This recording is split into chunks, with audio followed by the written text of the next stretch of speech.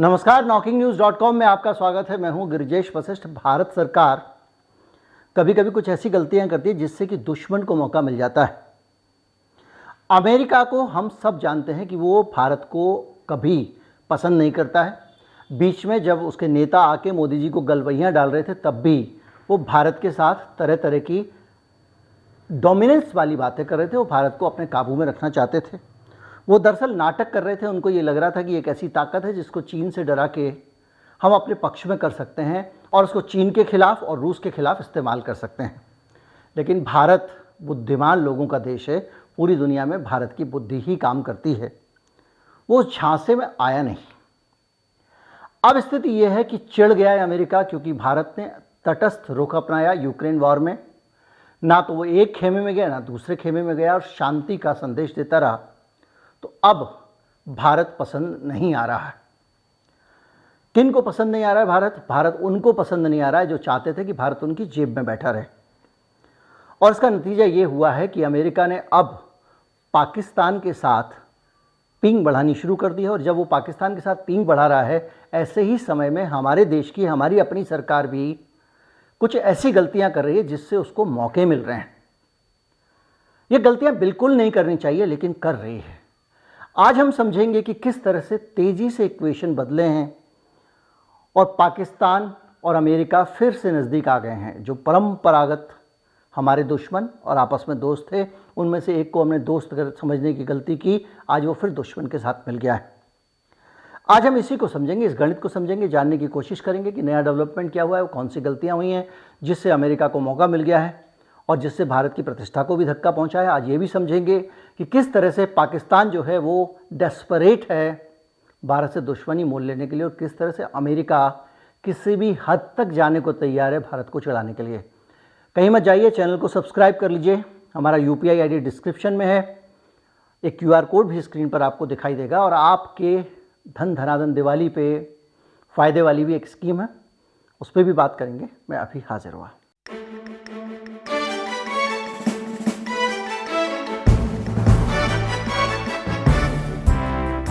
अभी हाल में, पहले आप ये समझें कि मैं अक्सर जो बात करता हूँ, हमारी अपनी आज़ादी की हम बात करते हैं, तो पहले वहाँ से शुरू करते हैं।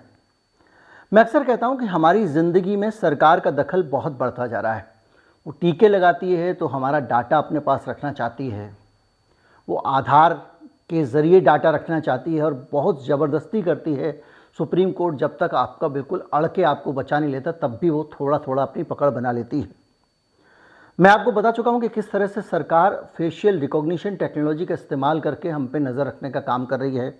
मैं आपको बता चुका हूं कि इस देश में किस तरह से फेसबुक जैसी और व्हाट्सएप जैसी संस्थाएं सरकार के एक सर्विलांस टूल की तरह काम कर रही हैं। मैं आपको बता चुका हूं कि किस तरह से लगातार हमारे जीवन पर नियंत्रण बढ़ाने की कोशिश हो रही है। और जो डिजिटल रुपी आने वाला है का, यानी सरकारी डिजिटल करेंसी, ई-रुपी जिसको कहा जा रहा है, उसके आने के बाद तो हमारा सारा धन भी सरकार की निगरानी में होगा। अब आपके मन में ये विचार हमेशा आता रहा होगा और मैं हमेशा कहता रहा हूँ कि जो हमारा अपना जीवन है वो स्वतंत्र होना चाहिए सरकार के नियंत्रण से। और आपको लगता है कि सरकार तो अच्छी है, क्या दिक्कत है। और मैंने हमेशा ये कहा कि देखिए, सरकार आज अच्छी है, कल किसी तानाशाह की सरकार आ गई तो आप क्या करेंगे। और अब कुछ उदाहरण मिलते चले जा रहे हैं। पत्रकार जो होता है उसकी क्या भूमिका है।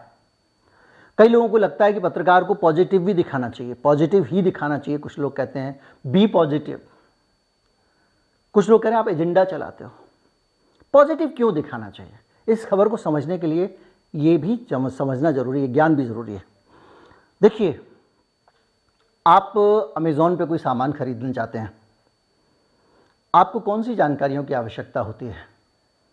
आप रिव्यू में जाते हैं और ज़्यादातर लोग जो 1 स्टार वाला रिव्यू है वो पढ़ना चाहते हैं, 2 स्टार वाला रिव्यू पढ़ना चाहते हैं, 5 स्टार वाला रिव्यू कोई नहीं पढ़ना चाहता। कोई नहीं जानना चाहता कि ये जो प्रोडक्ट खरीदा है किसी ने, उसकी महानता क्या है। और ये जो रिव्यू हैं ये उस तरह के स्टार हैं जो आपको केवल चमकाने के लिए होते हैं। इसीलिए कंपनियां मोटे मोटे पैसे देकर रिव्यू खरीद रही हैं। क्योंकि रिव्यू कहीं ना कहीं ये माना जाता है कि जब आप अमेजोन पे जाते हैं तो उनका सर्च इंजन ज़्यादा अच्छे रिव्यू वाले प्रोडक्ट को ऊपर दिखाता है, ऐसी एक मान्यता है।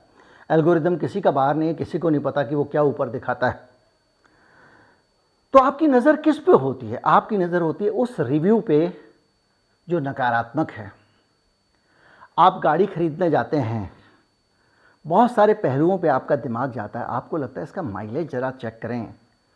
फिर वहाँ पे आपको माइक लेके एक से एक महिमा मंडन करने वाले लोग मिलेंगे और आप यूट्यूब में उस एक सड़े से यूट्यूबर को ढूंढ रहे होंगे जिसका वीडियो भी ज़्यादा नहीं चलता, लेकिन वो एक बार ये बता दे कि इसके अंदर कमी क्या है। यानी जब तक आपको किसी भी चीज़ की कमी मालूम ना पड़े तब तक आपका उसके बारे में आपकी समझ पूरी नहीं होती है और आपको भरोसा नहीं होता है और आप फैसला नहीं ले पाते हैं।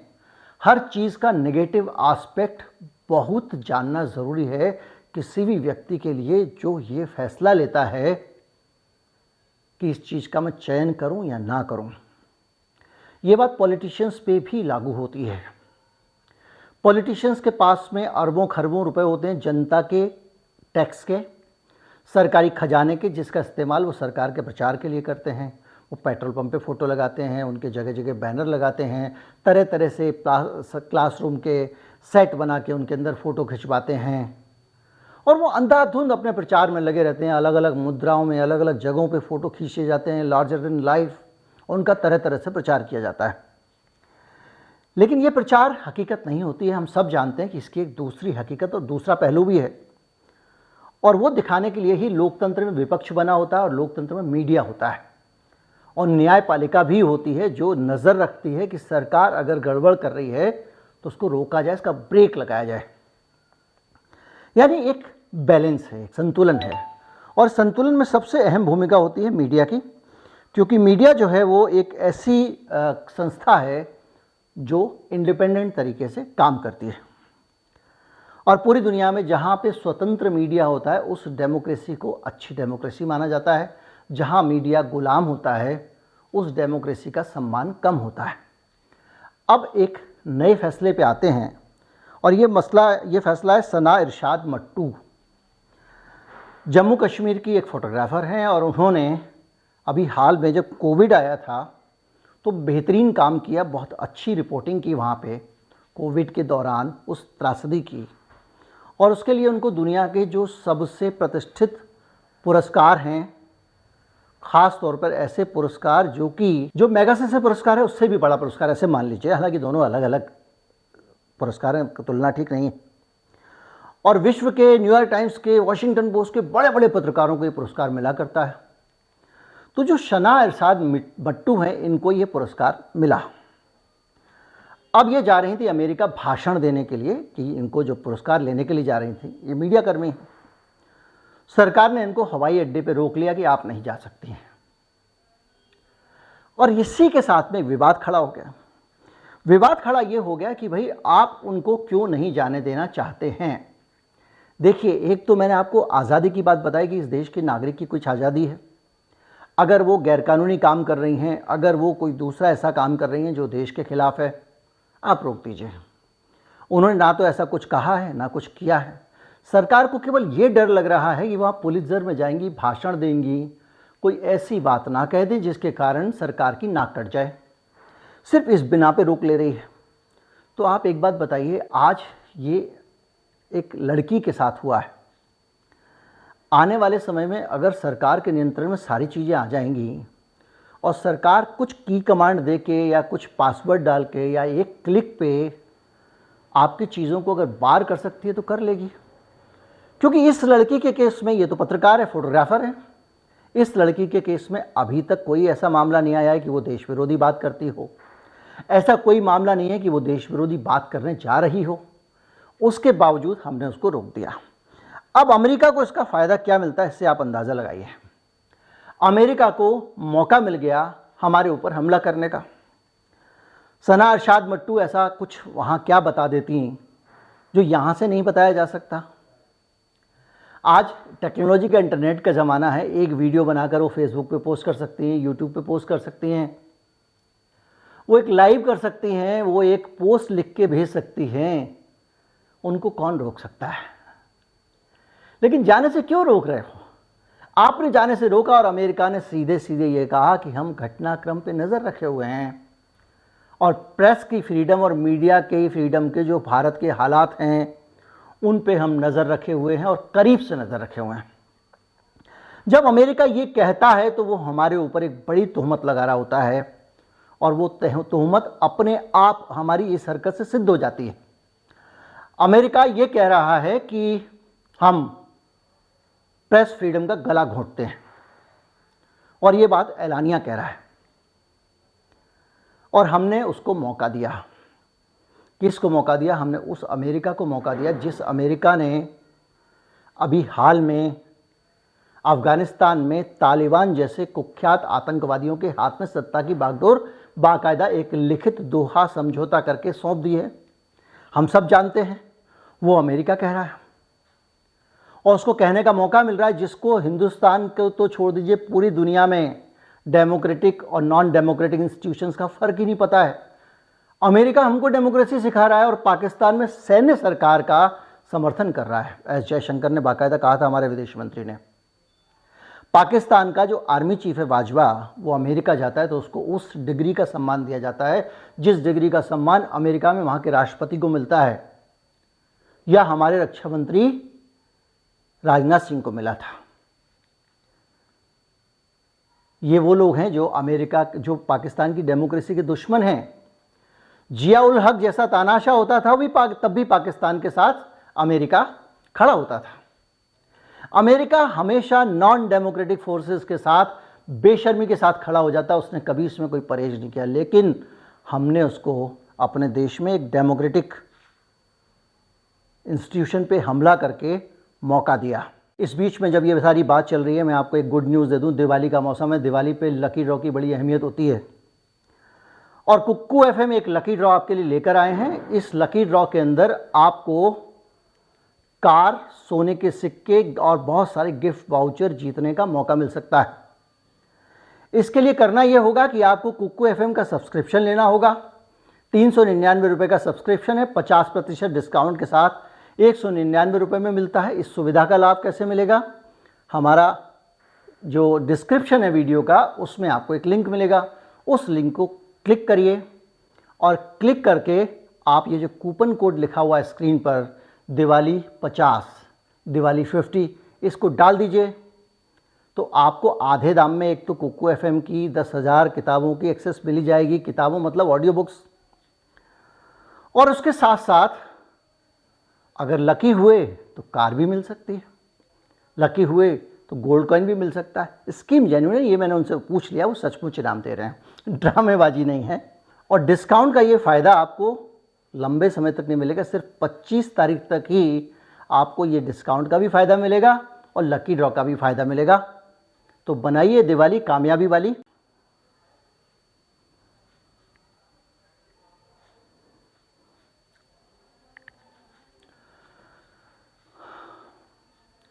और इनकी जो हरकतें हैं ना अमेरिका की, उसका फ़ायदा पाकिस्तान को लगातार मिल रहा है। मैं आपको बताता हूँ कि FATF है एक, जिसको 89 में जिसकी स्थापना की गई थी।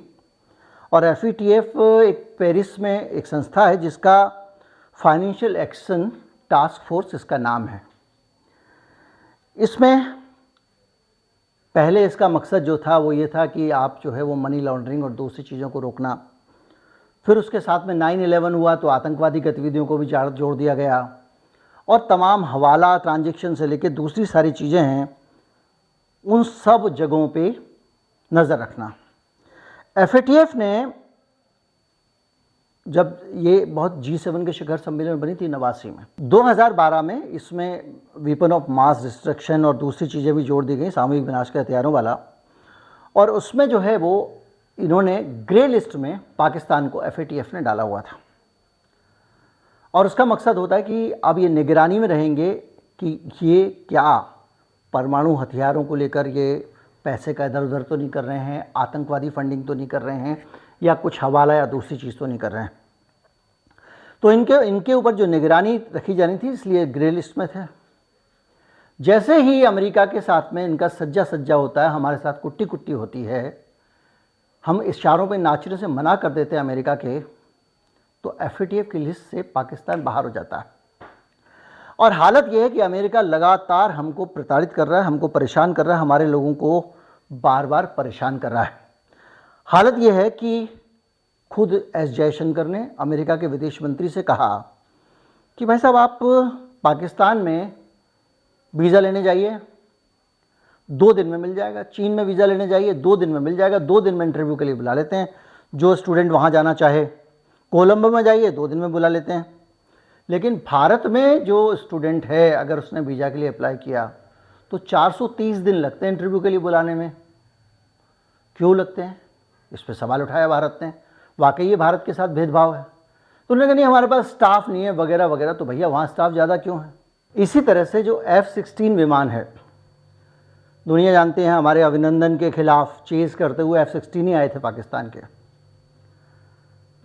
उसको मेंटेनेंस के लिए पैसा दिया जा रहा है, अमेरिका उसको पैसे दे रहा है और उसके विमान की मेंटेनेंस कर रहा है।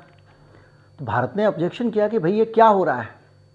इसी तरह उस पर भी, ये जो FATF वाले मामले पे भी भारत ने ऑब्जेक्शन किया कि भाई इसको आप कैसे निकाल रहे हैं, तो आतंकवाद को लगातार समर्थन दे रहा है।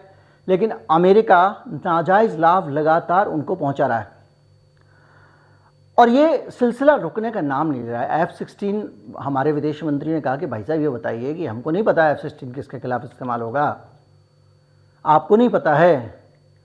लेकिन उन्होंने कहा नहीं नहीं, वो आप शांतिपूर्ण देश के लिए आपके खिलाफ इस्तेमाल नहीं होगा, बोल दिया अमेरिका ने। क्या करेंगे आप, मानना पड़ेगा।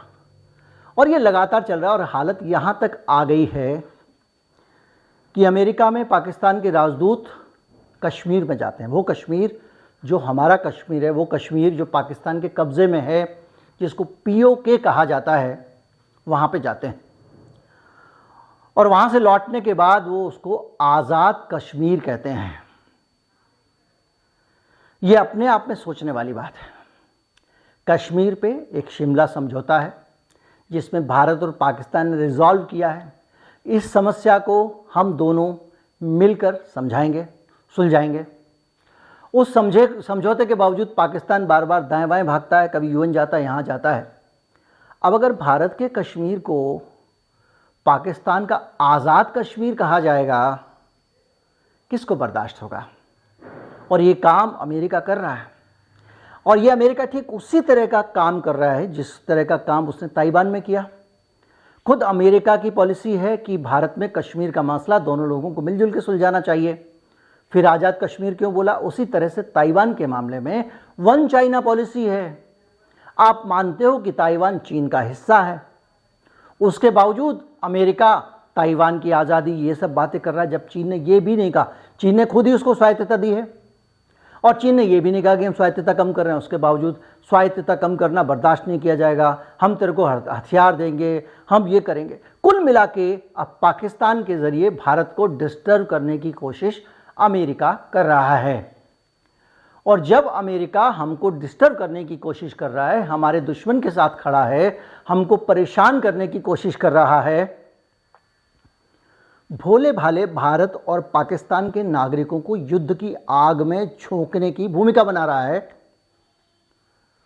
उस पूरे माहौल के बीच में ये मट्टू मैडम को रोकने की क्या ज़रूरत है भैया? वो एक पत्रकार है, उसकी समाज को ज़रूरत है, उसकी आज़ादी की इस देश को ज़रूरत है। उनको आपने जाने क्यों नहीं दिया अमेरिका भाषण देने के लिए? आप जानबूझकर क्यों अपने खिलाफ माहौल बना रहे हैं और क्यों दुनिया को मौका देना चाहते हैं? सोचने का विषय है। और एक मौका देने की बात होती है, हो सकता है कि सचमुच हमारे देश में प्रेस की आज़ादी को सरकार बर्दाश्त ना कर रही हो। हम सब जानते हैं किस तरह से आज़ाद आवाज़ों को दबाया जा रहा है, किस तरह से एक एक करके नौकरियों से सारे चैनल से निकाल दिए गए हैं। हो सकता है कि ये उसका एक हिस्सा हो, लेकिन पत्रकारिता की आवाज़ सच की आवाज़ है। एक ऐसा सोर्स है जनता के पास जो इंडिपेंडेंट है, उसको गोदी में मत बदलिए। देश के लोकतंत्र को बचाइए। आप दुनिया में 10 साल हैं, 20 साल है, 30 साल है, चले जाएंगे नेताजी।